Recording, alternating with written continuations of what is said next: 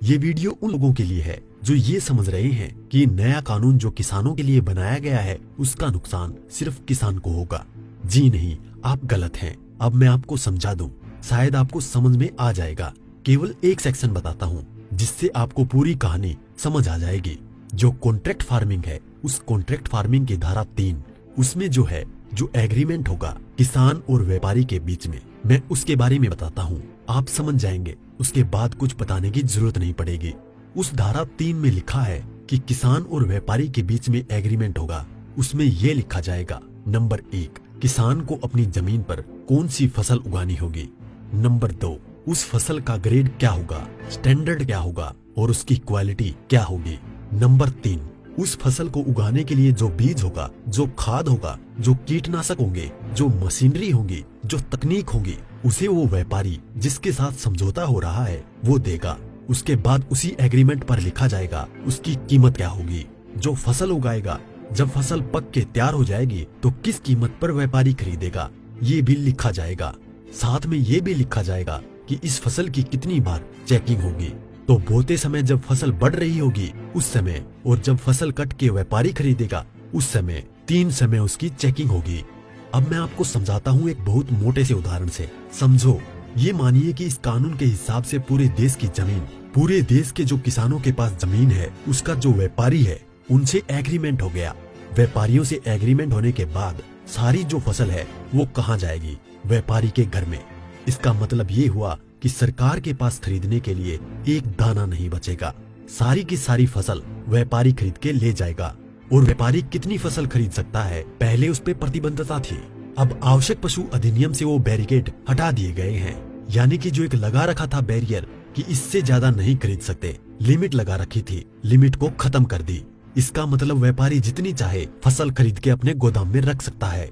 अब मानिए कि पूरी फसल किसान से व्यापारी के घर चली गई, तो आप थोड़ा सा पीछे आइए। 2013 में इस सरकार ने संसद में कानून बनाया था इस देश के गरीब लोगों के लिए। 82 करोड़ गरीब लोगों के लिए नेशनल फूड सिक्योरिटी एक्ट यानी राष्ट्रीय खाद्य सुरक्षा कानून के तहत 82 करोड़ लोगों को 3 रुपए किलो चावल, 2 रुपए किलो गेहूं और 1 रुपए किलो मोटा अनाज देना था। अब मैं आपसे सवाल पूछता हूँ, अब समझिए, आप सब कुछ जब सारा अनाज व्यापारियों के पास चला गया, सरकार के पास कुछ नहीं है, तो सरकार इन 82 करोड़ लोगों को कहां से अनाज दिलाएगी, पहले तो ये बताएं। इसका मतलब जो 82 करोड़ गरीब सरकार की मदद पर निर्भर था वो खत्म हो गया।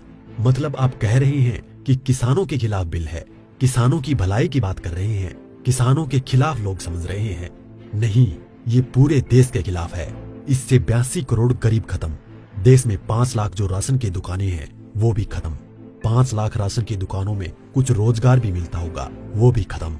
अब इसके बाद आप आ जाइए कि जब किसान को सारी चीजें, जो खाद भी है, बीज भी है, कीटनाशक भी है, मशीनें भी हैं, तकनीक भी है, वो व्यापारी जिससे समझौता हुआ है वो ही देगा। तो जो व्यापारी ये काम करते हैं, कोई खाद बेचता है, कोई बीज बेचता है, कोई मशीन बेचता है, तो कोई कीटनाशक बेचता है, वो व्यापारी भी खत्म। तो आपने व्यापारी खत्म कर दिए, गरीब मजदूर खत्म कर दिए, और किसानों को आपने बंधक बना दिया, मजदूर बना दिया, गुलाम बना दिया। कैसे? अब मैं बताता हूँ। जब किसान की जमीन पर एग्रीमेंट हो गया तो किसान चाहकर भी अपनी जमीन में मानो मक्का बोए हुए है, मक्के से एक बूटा तोड़ के नहीं खा सकता। आज की तारीख में तो खेत में जाओ और एक नहीं 10, 20, 50 जितने बूटे तोड़ के खाने हैं खाओ, खूब सेक के रिश्तेदारों को भी ले जाओ। साथ में गन्ना अगर बो रखा है, एक गन्ना नहीं खा सकता। क्यों? क्योंकि व्यापारी से समझौता है। अगर एक गन्ना टूट लिया तो फिर उसके बाद व्यापारी से लड़ते रहो, आप एसडीएम के यहाँ, एडीएम के यहाँ। मतलब ये है कि अपनी ही जमीन पर किसान अपने लिए, अपने बच्चों के लिए अगर मन करता है, जो फसल किसानों ने उगाई है, किसानों की मेहनत है, उसमें से एक दाना नहीं ले सकता। ऐसे कानून का क्या करेगा किसान? और इस कानून ने व्यापारी खत्म कर दिया, इस कानून ने मजदूर खत्म कर दिया, और साथ में जो किसान है, किसान को इतनी भी मोहलत नहीं दी गई। आज की तारीख में तो किसान किसी भी जगह से दूर जाकर, यहाँ से ठीक नहीं मिला तो वहां से ले, वहां नहीं मिला तो वहां से ले, यहाँ से कम नहीं मिला तो यहाँ से ले। खाद और बीज अपनी मर्जी से ले सकता है, इसके बाद नहीं, इसके बाद तो व्यापारी ही देगा। इसका मतलब ये हुआ कि चंद व्यापारियों के हाथ में पूरा देश जाने वाला है। और जब व्यापारी के साथ में समझौता हो गया तो कोई भी बैंक किसान को लोन नहीं देगा। इसका मतलब ये हुआ कि अगर उसे पैसे चाहिए किससे लेगा? एक ही रास्ता बचा है, उस व्यापारी से। तो सरकार कहती है कि जमीन नहीं जाएगी, तो ऐसे जाएगी जमीन। और उसी व्यापारी से जब वो कर्जा लेगा, धीरे धीरे कर्जा बढ़ता चला जाएगा और कर्जा बढ़ता चला जाएगा, व्यापारी का ब्याज बढ़ता चला जाएगा। लिहाजा जो किसान है अपनी ही जमीन उस व्यापारी को बेचने पर मजबूर हो जाएगा। अब थोड़ा सा पीछे जाओ, आपको ले जाता हूँ 1947 से पहले। उस समय क्या था? इस देश में जो साहूकार होते थे वो ऐसे ही करते थे। किसान को पैसा दिया, वो पैसे पे इतना ब्याज पर ब्याज पर ब्याज पर ब्याज किसान की पीढ़ियां गुजर जाती थी, कर्ज नहीं उतरता था और सारी जमीन जो है वो साहूकार के यहाँ पे चली जाती थी। मदर इंडिया और धर्मेंद्र जी की गुलामी जैसी फिल्में देखें आप, और अगर पढ़ना हो तो गोदान पढ़ो मुंशी प्रेमचंद जी की। पहले वो अपनी ही जमीन पर बंधुआ मजदूर बनेगा, उसके बाद में अपनी ही जमीन बेच जाएगा।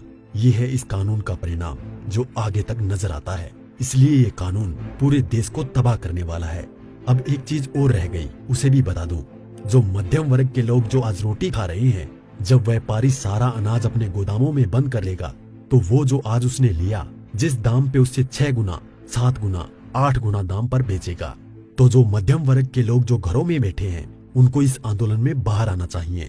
जो अनाज, ये आटा 20 रुपए से 25 रुपए 30 रुपए किलो मिल रहा है, वो ही इस कानून के लागू होने के बाद वो आटा, वो अनाज उन्हें 50 से 6 गुना दाम पर मिलेगा। 100 रुपए, 125 रुपए, 150 रुपए किलो मिलेगा। तो असर किस पे पड़ेगा? एक भी व्यक्ति नहीं बचेगा जिस पर इस कानून का असर ना पड़े। इसलिए मैं कहता हूँ कि ये किसानों के विरोध में नहीं है, देश को तबाह और बर्बाद करने के लिए है। इतना सब कुछ पता होने के बाद भी अगर आप किसानों का साथ नहीं देते हैं तो आगे आपकी मर्जी।